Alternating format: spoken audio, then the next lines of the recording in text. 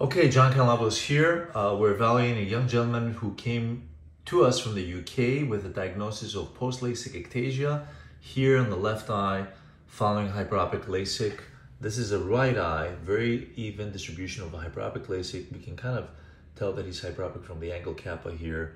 Left eye looks definitely ectatic, but we're looking at the corneas a little bit more carefully. These are the pentacams of the left eye, and the thinnest part of the cornea seen here does not correspond with the steepest part of the cornea, nor does the apex, the steepest part of the anterior elevation maps, or the posterior elevation maps of the left eye, where on the pentacams of the right eye, again, the thinnest part of the cornea is here. The topography is regular and the elevation maps are also in agreement. So what's going on with our friend here? With careful evaluation, we were able to tell, his LASIK was in 2018, that he has underwent EKC in the past 4 years ago. We're in the end of 2024 today, and we can see the EKC scars here. You can see the iron scarring of the epithelium, and also we can see by moving this picture here, I'm going to go dig a little bit more into some of his imaging.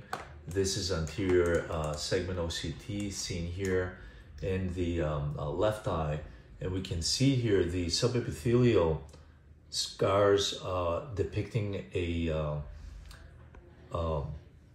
reaction to the old EKC, and we can also see that the cornea is not thinnest at the area where the ectasia, quote unquote, is diagnosed. Also, the significant epithelial disease going on with the epithelium here being very, very thin, quite normal here.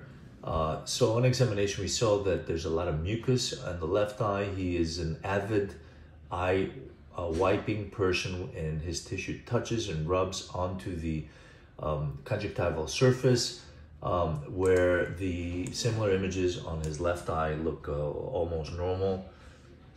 Thus, by reviewing the data on our friend, our diagnosis is that probably the thing that eluded us to think that he has ectasia on the left eye is the fact that the cornea has scarred here from the EKC, and this creates flattening of the cornea here, steepening of the cornea here. So this is a pseudo-ectasia case.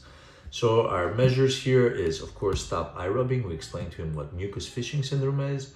We're going to use some antibiotic corticosteroid ointment for the eyelids to help with the blepharitis, and also the steroid with the EKC scarring. We're going to use topical cyclosporin A for at least a year for the scarring to go away, and then we'll reevaluate, hopefully to establish that our diagnosis stands solid ground.